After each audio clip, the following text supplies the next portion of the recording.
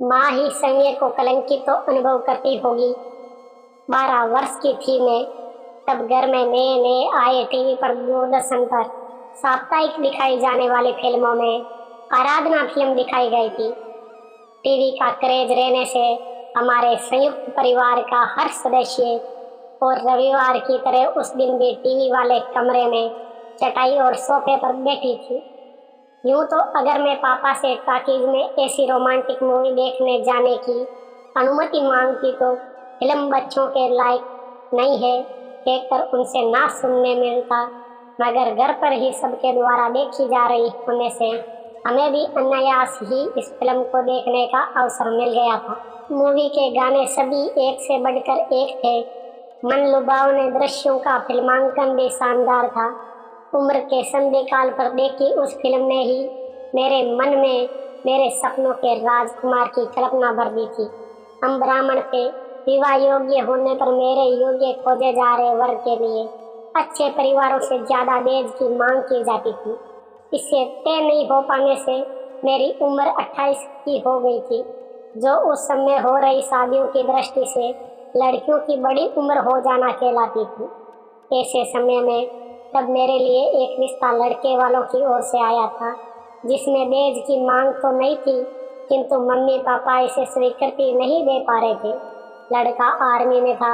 हमारा परिवार एवं रिश्तेदारों में आर्मी वालों से रिश्ते का कोई इतिहास नहीं था। सेना में जाना हमारे यहाँ क्षत्रियों का पेशा माना जाता था। सेना में ऐसे में ये प्राण जाने का भेद भी अधिक विद्यमान होता है। साथ ही सेना में ड्रिंक्स आदि के चलन भी होते हैं। इन कारणों से योग्य सा वर दिखाई देने पर भी मम्मी पापा, मेरे मामा एवं फूफा जी आदि सभी असमंजस में थे। यद्यपि मेरी बढ़ती उम्र भी सभी में चिंता का कारण हो रही थी, तब एक संध्या मेरे पापा मम्मी ने मुझसे इस प्रस्तावित रिश्ते का सारा ब्यौरा मुझे बताया और मुझसे कुछ दिनों में सोचकर उत्तर देने के लिए कहा था। उस रात 15-16 वर्ष पूर्व देखी आराधना फिल्म का स्मरण मुझे हो आया था। मेरे सपनों में किसी राजकुमार का आना उसी मूवी के देखने के बाद आरंभ हुआ था, जिसका नायक भी सैन्य अधिकारी था। अतः अपने लिए एक सैन्य अधिकारी का रिश्ता मेरे कल्पना अनुरूप था, मगर साथ ही उस फिल्म के नायक का यह समय मारा जाना मुझे भयभीत भी कर रहा था। ऐसे पेशों पेश में 2 रातों को मेरी नींद प्रभावित हुई थी। तीसरी रात मेरा दिमाग मुझसे तक कर रहा था, धिक्कार रहा था कि कब तक तू निर्णय नहीं ले सकेगी, इसको मना ही करेगी तो क्या तुझे कोई और रिश्ता मिल ही जाएगा। कुंवारी रहकर परिवार पर बोझ रहने से भला तो ये होगा कि कुछ वर्षों की सुहागन हो जाना, और फिर ये भी तो नहीं कि सेना में जाने वाला हर अधिकारी तिरंगे में लिपट ही लौटता हो। एक और तर्क मेरे मन में ये भी आया कि ऐसे यदि हर परिवार और हर दुल्हन यूं घबराती रही तो देश की रक्षा के लिए सेना में शामिल कौन होगा। मानसिक रूप से मैंने अपने को सारी स्थितियों के लिए तैयार कर चौथी सुबह माँ से इस रिश्ते के लिए हामी भर दी थी। उसके अगले महीने ही हमारा ब्याह हो गया था। हालांकि ससुराल आर्थिक रूप से संपन्न था, मगर मेरे पापा की स्थिति को देखते हुए उन्होंने कम बारातियों के साथ एक तरह से सादगी से विवाह रस्म संपन्न करवाई थी। दहेज की मांग न करना, योग्य होते हुए भी संग से लड़की वालों से रिश्ते की पहल करना, इन बातों के होने से मुझे जैसी आशा थी वैसी ही हर्षवर्धन मेरे पति और ससुराल सभी बहुत अच्छे थे। विवाह को 15 दिन ही हुए थे कि कारगिल में युद्ध के हालात बन गए थे। उन्हें ड्यूटी पर रिपोर्ट करने का कहा गया था। आनन फानन ही 2 घंटों में वे जाने लगे थे। इतनी जल्दी ही ऐसी स्थिति आ जाएगी कल्पना नहीं थी। मोर्चे पर जाने के लिए विदा करते हुए मैं अपनी रुलाई नहीं रोक पाई थी। मुझे मालूम था कि अपनी प्यारी पत्नी, जिसके हाथों से ब्याह के समय की मेहंदी भी नहीं छूटी थी, से दूर होते हुए वे संग अत्यंत भावुक थे।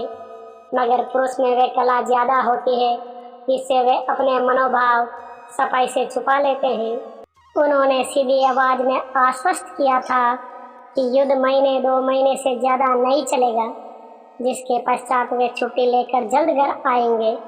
हर्षवर्धन ने विपरीत मौसम में पूरे साहस से दुश्मन से आमने सामने लड़ाई लड़ी थी। दुश्मनों के दांत खट्टे किए थे, देश जीता था। और तब मुझे मेरे ईश्वर दयालु अनुभव हुआ था जब महीने बाद वे सकुशल घर आए थे।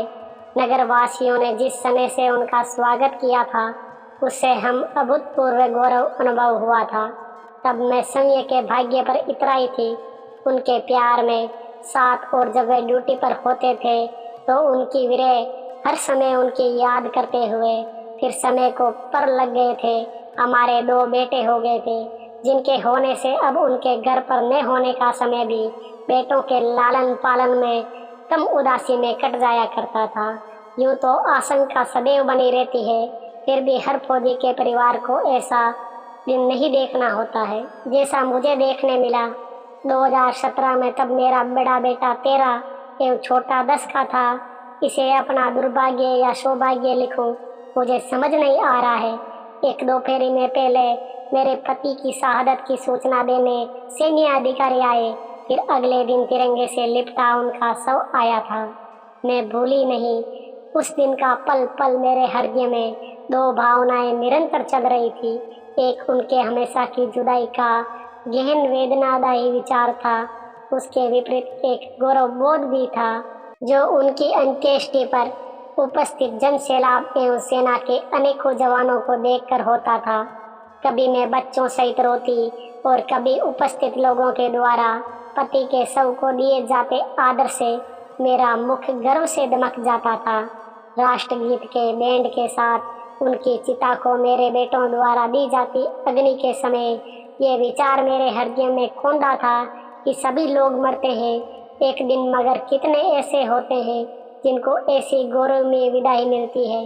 ये अलग बात थी कि इतने प्यार करने वाले हर्षवर्धन का साथ अब कभी आजीवन साकार नहीं हो सकेगा, लेकिन सरकार द्वारा प्रदत्त सहायता, हर्षवर्धन के लिए परमवीर चक्र और हमारे परिवार को हर जगह विशेष सुविधाओं ने हमें कभी भी अनाथ अनुभव नहीं करने दिया था। यद्यपि अक्सर मुझे वे बात बेहद आहत करती रही थी कि किस विचित्र तरह से वे वीरगति को प्राप्त हुए थे। दरअसल कश्मीर के शोपियां में एक घर में छिपे आतंकियों से जब हर्षवर्धन अपने सैन्य साथियों के साथ मोर्चा ले रहे थे, तब पीछे से वहां के नागरिकों ने उन पर पत्थर बरसा दिए थे। पीछे के इस खतरे से बेखबर हर्षवर्धन के सिर पर गंभीर चोट आ गई थी। तब भी एक टेररिस्ट को मार गिराने के बाद वे अर्ध बेहोशी में अन्य टेररिस्ट की फायरिंग में प्राण गंवा बैठे थे। मुझे ये धिक्कार जाने योग्य लगता था कि कैसे देशवासियों की रक्षा हमारे सैनिकों को करनी पड़ती है जो उनका नहीं दुश्मनों का साथ देते हैं।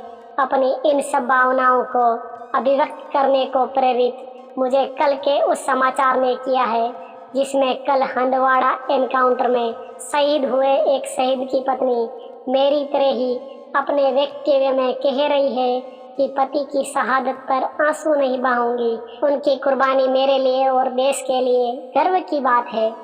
मेरे आंसू उन्हें ठेस पहुंचाएंगे।